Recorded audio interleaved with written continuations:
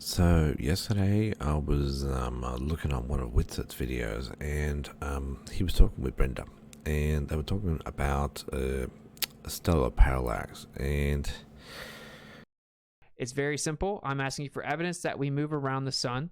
Okay. You said that the change of the angular size of the sun is evidence that we move around the sun. No, it's not. Of course, if the sun is moving around the earth, it would change angular size if it changed distance from the earth. So that's not evidence. So we'll start back over. Do you have any actual evidence that the earth revolves around the sun? I told you, stellar parallax. And secondly, changes in angular size would be, even if it can be explained in another way, it still counts as evidence. It would simply be weaker.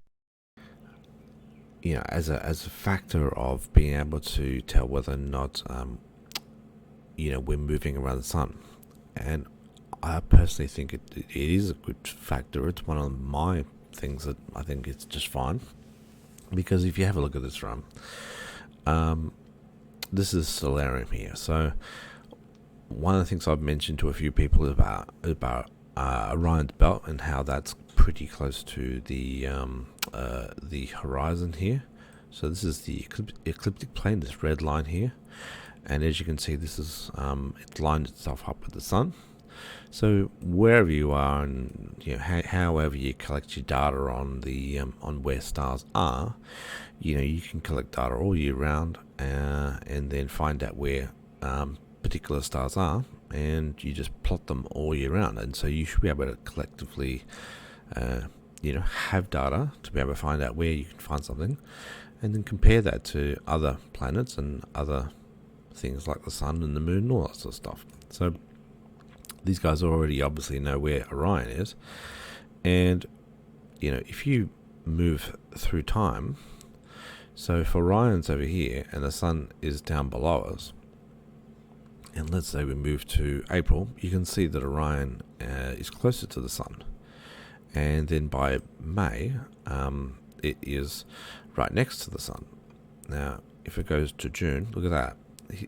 Orion is actually touching the sun, so that would mean that, well, technically, in this particular position, we wouldn't be able to see it because of our position, and because it's through the ground. But let's forward it ahead. See how it's all the way up over there. The sun, I've set it to like in the middle of the night so that you can see that the sun is down below where we are. And so someone at nighttime will be able to start seeing Orion, no worries at all, when it's the middle of the night and they can't see the sun. And so this is the thing, is that you'll be able to see this Orion with complete clear vision, without any worries. And as you can see, it progresses through the sky. I've lost it. Orion constellation. Got it again. Okay. I must have clicked on a different star. And then you can pass through here and watch it go back underneath. Here we go. X-rays through the planet. It comes back to the point where it's aligned again. Right. So that's one of the things of stellar parallax. Now, of course, if I advance it through the night, I'll be able to go and put the sun into the daylight side, and what you will see is obviously people will know by the data that Orion is supposed to be behind the sun, and so they will keep on searching it like that, and they will realize, Orion should be in this location behind the sun. And what it basically is if you imagine that we are at, let's say we're at point A, the sun is at point B between us, and then Orion is at point C right behind it. And so if we're always looking from point A, looking at point B in a straight line, then C will obviously swing around behind point B. So effectively, that's what's going on here with stellar parallax. Now, of course, people like Witzer would obviously say that this is what does he call it? I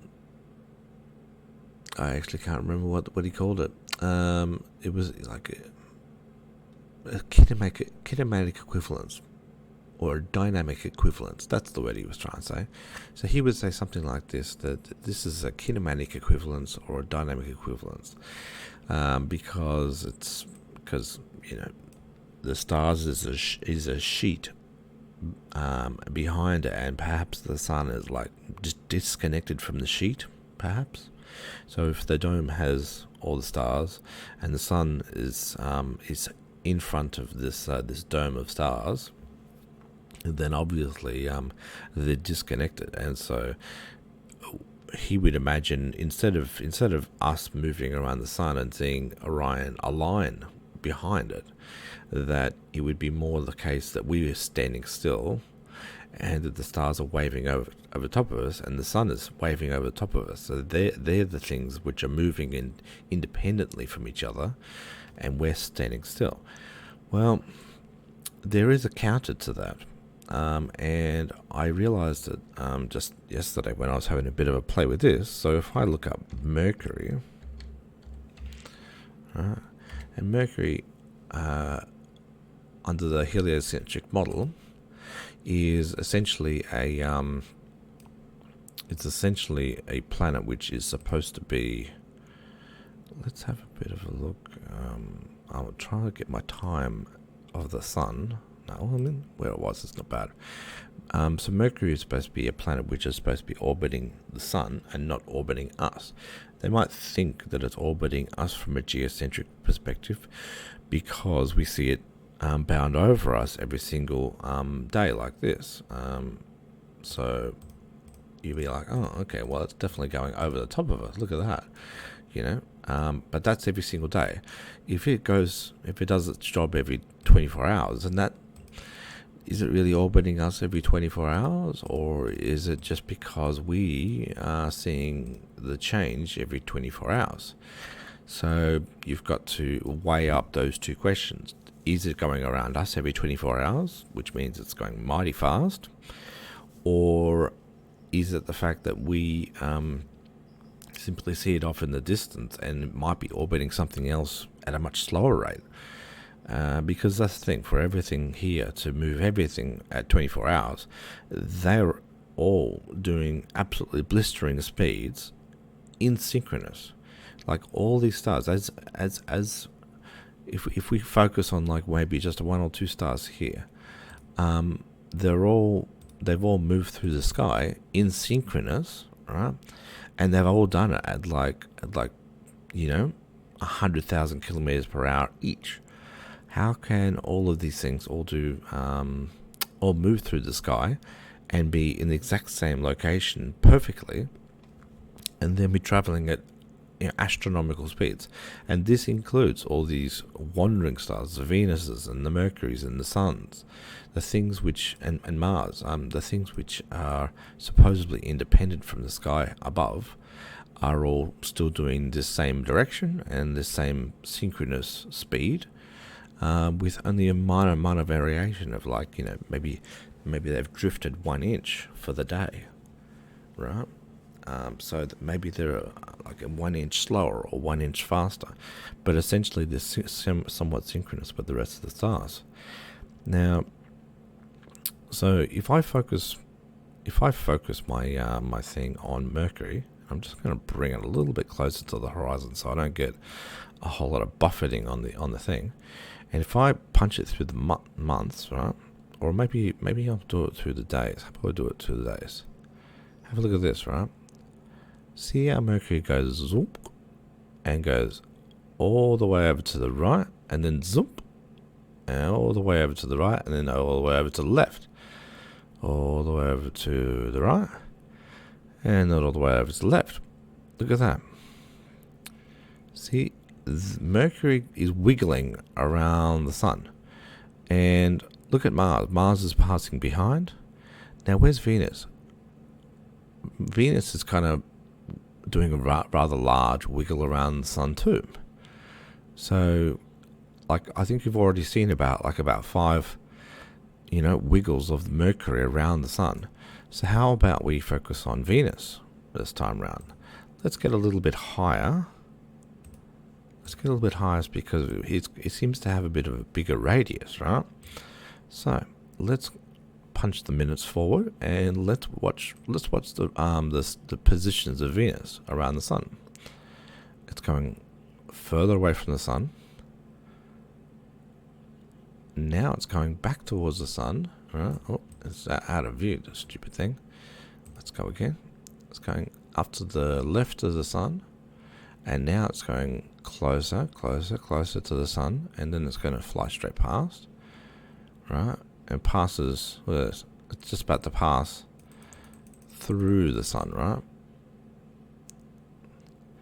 And it's gone off to the right hand side of the sun, and then it seems to stop around back here, and then it's gonna come back around, zonk, right?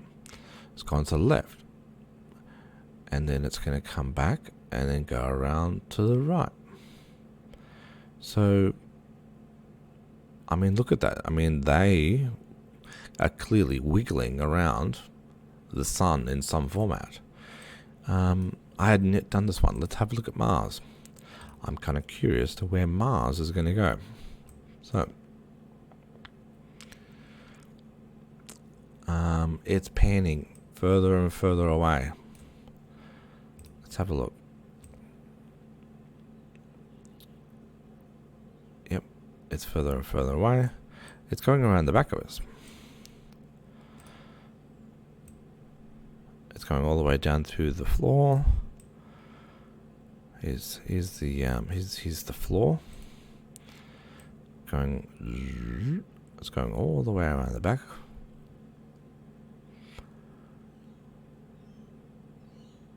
Did you notice? I just noticed the sun that it did, like it sort of slowed down, like it sort of almost dropped its tracks about.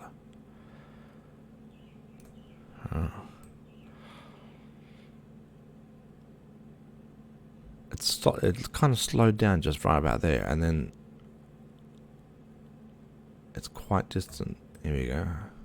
Where are you? Over here. Okay. Let's go again.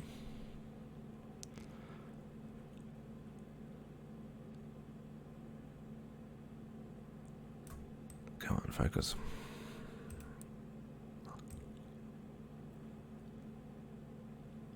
It's very, very close to the sun now. So you see how it's like a little tiny dot? They've animated it in a way where you can see how visibly far away. So I would imagine if you were looking like this, and if you had a clear view, you'd be able to see the spot. If you had a solar filter, you would be able to see the brightness of the sun, and you might also see the brightness of the moon, because you would almost get a full reflection of Mars, because you'd be very, very, very, very lit up at that particular moment. And then obviously, then you would see it punching through. I would imagine. I'm kind of curious. Is there actually an image of Mars fully lit coming out from the left-hand side of the sun, or is it too damn difficult to go and get? I don't know. I'd be curious to see if I could do it. I might have before the video's out, if I find one, I might punch it up as an exit screen. And as you can see, it's following this red line. It's this red ecliptic line, and it's gone off. It's gone off to the west. I won't bother with any of the really far out plans because they take years and years and years and years and years. But let's look at the sun.